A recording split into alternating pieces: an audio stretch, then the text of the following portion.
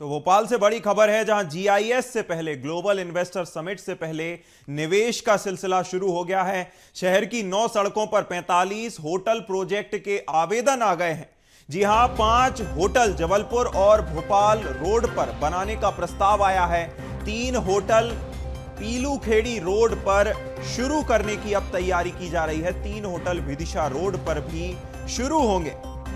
तो global investor summit, जो कि 24 और 25 फरवरी को होने वाली है, उसका असर अब से ही दिखना शुरू हो गया है। और ग्लोबल इन्वेस्टर समिट से पहले ही शहर की 9 सड़कों पर लगभग 45 होटल प्रोजेक्ट्स के आवेदन आ गए हैं।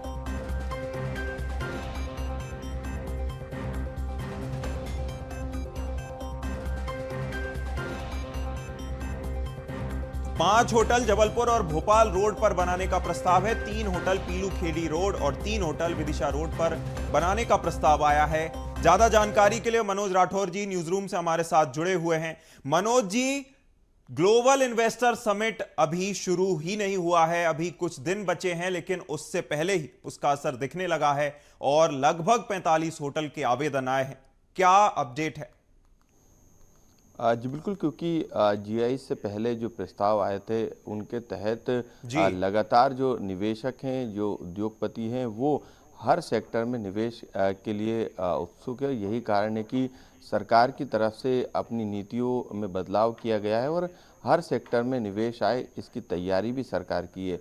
सरकार की जो नीतियां हैं, जो मध्य प्रदेश की संभावना है, उसको देखकर जो है निवेशक आकर्षित मध्य प्रदेश की तरफ हो रहे हैं, क्योंकि पर्यटन के क्षेत्र में मध्य प्रदेश चाहता है, मध्य प्रदेश की सरकार चाहती है कि ज़्यादा से ज़्यादा निवेश हो। और एक उसका छोटा सा उदाहरण हम इसे कह सकते हैं कि शहर से करीब 9 सड़कें जो जबलपुर हो, राजगढ़ की तरफ जाने वाली हो, अब्दुल्लागंज की तरफ जाने वाली हो, ये तमाम ऐसी सड़कें हैं जहाँ पर जो निवेशक हैं वो होटल जो है प्रोजेक्ट अपना शुरू करना चाहते हैं। बड़ी बड़ी होटलें, रिसोर्ट वहाँ पर खोलने चाहते हैं। और अभी तक जो निवेश से पहले जो आवेदन आए, उसमें शहर से जुड़ने वाली 9 सड़कों पर करीब 45 होटल प्रोजेक्ट के जो है प्रस्ताव आए हैं। हालांकि बताया जा रहा है कि ज़मीन की मांग भी की गई है साथ में होटल प्रोजेक्ट को लेके, क्योंकि हाईवे की ज़मीन है, सरकारी ज़मीन है। ऐसे में सरकार ज़रूर इन प्रोजेक्ट को हरी झंडी देगी। हालांकि सांकेतिक रूप से इन प्रोजेक्ट को मंजूरी मिल चुकी है। जिस तरीके की जानकारी प्राप्त हुई है, 5 होटल जबलपुर यानी भोपाल नर्मदापुरम रोड से जबलपुर और अब्दुल्लागंज मंडीदीप की तरफ जाने वाली सड़क जो कि हाईवे से जुड़ी है, उन पर सबसे ज़्यादा जो है होटल प्रोजेक्ट शुरू होंगे, जिस तरीके के प्रस्ताव अभी तक आए। इसके अलावा 3 होटल राजगढ़ यानी पीलू खेड़ी परवलिया रोड पर जो है वो शुरू करने की आवेदन या प्रस्ताव वहाँ पर पहुँचे। और विदिशा रोड पर भी 3 होटल बनेगी, क्योंकि ये कनेक्टिविटी ऐसी है जिसमें पर्यटन के क्षेत्र भी जो है मध्य प्रदेश की इस कनेक्टिविटी में शामिल है।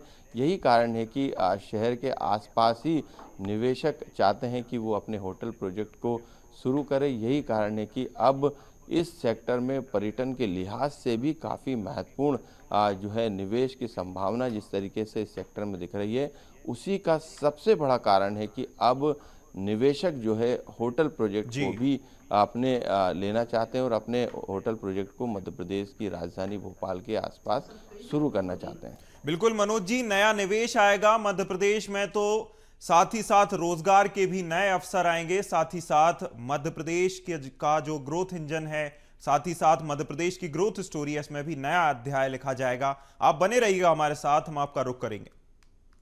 तो भोपाल से बड़ी खबर है, जहां ग्लोबल इन्वेस्टर समिट में सबसे ज्यादा न्यू एंड रिन्यूएबल एनर्जी पर फोकस किया जा रहा है। 24-25 फरवरी को चलने वाले इस ग्लोबल इन्वेस्टर समिट में 10 घंटे रिन्यूएबल एनर्जी पर बातचीत होगी। जी हां, मध्य प्रदेश अब नवीन और नवकरणीय ऊर्जा के क्षेत्र में अग्रणी राज्य बनने जा रहा है, अग्रणी राज्य रहा है। और अब ज्यादा से ज्यादा फोकस ग्लोबल इन्वेस्टर समिट में रिन्यूएबल एनर्जी पर रहेगा। पहले दिन न्यू एंड रिन्यूएबल और आईटी एंड टेक्नोलॉजी की समिट होगी। समिट में 500 उद्योगपति शामिल होंगे।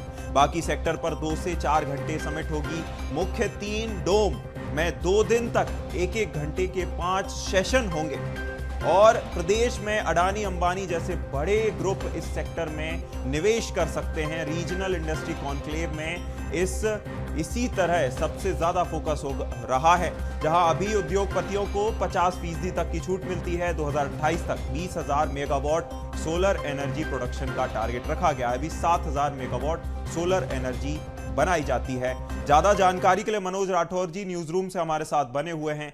मनोज जी, नवीन और नवकरणीय ऊर्जा को लेकर मध्य प्रदेश लगातार अपने कदम बढ़ा रहा है और बड़े से बड़े कदम उठा रहा है, और इसी के साथ जो अंबानी और अडानी ग्रुप जो कि अब रिन्यूएबल एनर्जी में बड़े कॉम्पिटिटर, बड़े एक ग्रुप के नाम पर देखे जाते हैं, वह भी इसमें निवेश कर सकते हैं। क्या अपडेट है? जी बिल्कुल।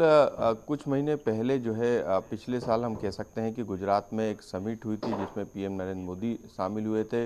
मुख्यमंत्री डॉक्टर मोहन यादव के अलावा अलग अलग राज्यों के सीएम जो है इस इस कार्यक्रम में शामिल हुए थे। और रिन्यूएबल एनर्जी के मामले में गुजरात क्योंकि देश में नंबर 1 है, यही कारण है कि अब इस तरफ मध्य प्रदेश भी तेज़ी से बढ़ रहा है, क्योंकि अभी तक जो है 7,000 मेगावाट सोलर एनर्जी जो है वो मध्य प्रदेश में बनाई जाती है। लेकिन अब इस टारगेट को 2028 तक 20,000 मेगावाट सोलर एनर्जी का प्रोडक्शन की जो टारगेट रखा गया उससे पूरा करने के लिए जो रीजनल इंडस्ट्री कॉन्क्लेव हुए थे उसमें सबसे ज़्यादा फोकस इसी सेक्टर पे था।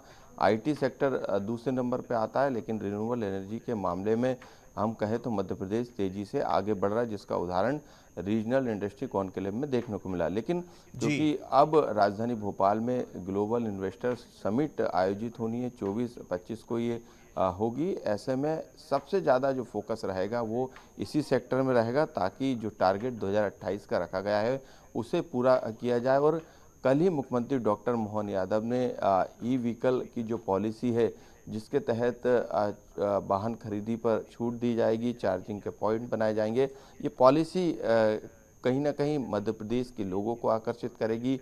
ई बसें मध्य प्रदेश में चलेगी, ई बाइक, ई रिक्शे, ई व्हीकल जितने भी हैं उनको प्रोत्साहन करने की एक बड़ी पॉलिसी। और रिन्यूएबल एनर्जी के सेक्टर में और आईटी के सेक्टर में सबसे ज़्यादा जो चर्चा होने वाली, जो समिट में सबसे ज़्यादा उद्योगपतियों का जो रुझान सामने आया वो इसी सेक्टर में आया, आईटी सेक्टर में भी आया। इसके अलावा अलग अलग सेक्टर हैं जिनमें 2 से 4 घंटे तक जो है मानव संग्रहालय जो कि यहाँ पर जीआईएस आयोजित की जाएगी, वहाँ पर इनके समिट होने वाले हैं। और 3 डोम जो बड़े बड़े हॉल बनाए गए हैं वहाँ पर भी अलग अलग सेक्टरों पर चर्चा होगी। लेकिन सबसे ज़्यादा जो समय दिया गया है वो आईटी और रिन्यूएबल एनर्जी को दिया गया है।